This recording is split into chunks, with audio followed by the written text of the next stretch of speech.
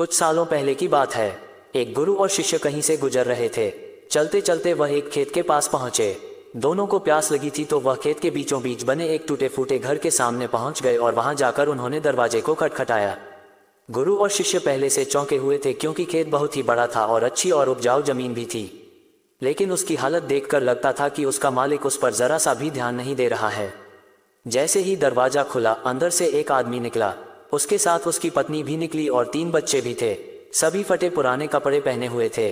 गुरु ने बहुत ही विनम्र आवाज से बोला, क्या हमें पानी मिल सकता है?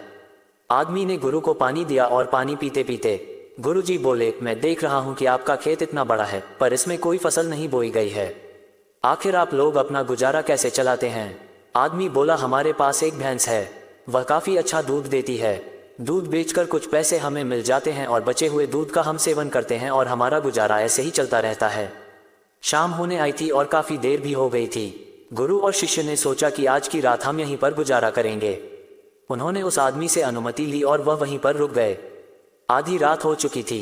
गुरु ने अपने शिष्य को उठाया और एकदम धीमे से उसके कानों में बोला, चलो हमें अभी यहाँ से निकलना है और चलने से पहले उसकी जो भैंस है उसे हमें ले जाकर कहीं जंगल में छोड़ देना है।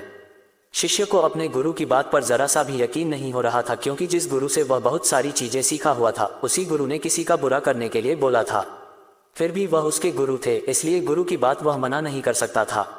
आखिर में गुरु और शिष्य जंगल की ओर निकल पड़े और भैंस को ऐसी जगह पर छोड़ दिया जहां से आना मुश्किल था। यह घटना शिष्य के मन में बैठ गई थी और करीब 10 साल के बाद एक बड़ा गुरु बना। तब उसने सोचा क्यों न अपनी गलती को सुधार लिया जाए और उस गलती को सुधारने के लिए उस आदमी से मिला जाए और उसकी आर्थिक मदद की जाए जिससे उस व्यक्ति के आगे आने वाली जिंदगी खुशहाल जिंदगी बने। और वह निकल पड़ा उस आदमी की मदद करने के लिए।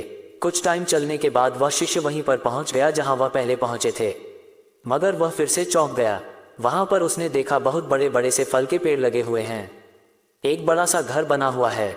शिष्य को हुआ कि शायद भैंस के चले जाने के बाद वह परिवार सब कुछ बेचकर चला गया होगा, इसीलिए वह वापस लौटने लगा। तभी उसने वह आदमी को देखा।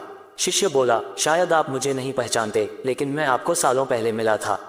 उस आदमी ने मायूसी से बोला, हाँ, कैसे भूल सकता हूँ उस दिन को। आप लोग तो बिना बताए ही चले गए, पर उसी दिन न जाने क्या हुआ और जो मेरी भैंस थी वह कहीं चली गई और आज तक नहीं लौटी। कुछ दिनों तक तो मुझे समझ ही नहीं आया कि क्या करना चाहिए और मैं क्या कर पाऊंगा, पर जीने के लिए मुझे कुछ न कुछ तो करना ही था।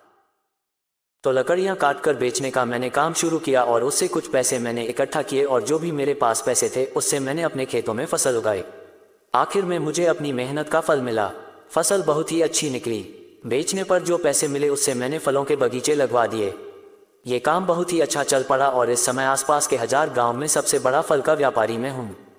सचमुच ये सब कुछ ना होता अगर वह भैंस नहीं चली गई होती, क्योंकि उसी के कारण मैं लाचार था और उसी के कारण मैं और कोई काम नहीं करना चाहता था।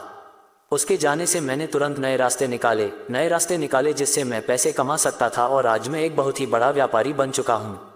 शिष्य बोले, लेकिन ये काम तो आप पहले भी कर सकते थे।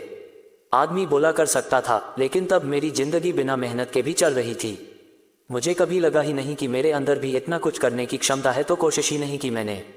लेकिन जब मेरी भैंस चली गई तब मुझे एहसास हुआ कि मैं दूसरा भी काम कर सकता हूँ जिससे मैं अच्छा खासा पैसा कमा सकता हूँ और मेरे बच्चे मेरी पत्नी को और अच्छी भी जिंदगी दे सकता हूँ। इसीलिए मुझे कुछ ना कुछ तो करना ही था और मैंने तब ठान लिया था कि अब मैं जो भी करूँगा पूरी मेहनत के साथ करूँगा, अपने दम पर करूँगा और आज इसीलिए मैं इस मुकाम पर पहुँचा हूँ। मोरल ऑफ द स्टोरी, सोचिए कहीं आपकी जिंदगी में भी तो कोई ऐसी ही भैंस नहीं जो आपको एक बेहतर जिंदगी जीने से रोक रही हो। उस भैंस ने आपको बांध कर तो नहीं रखा है। अगर आपको लगे कि ऐसा है तो आगे बढ़िए, हिम्मत करिए, अपनी रस्सी को काटिए, आज़ाद हो जाए। आपके पास खोने के लिए बहुत ही कम चीज़ है, पर सोचिए अगर आप सक्सेसफुल हो जाएंगे तो पाने के लिए पूरा जहान है। जाए और उसे पाकर दिखाए और अपनी ज़िंदगी को एक सक्सेसफुल ज़िंदगी बनाए।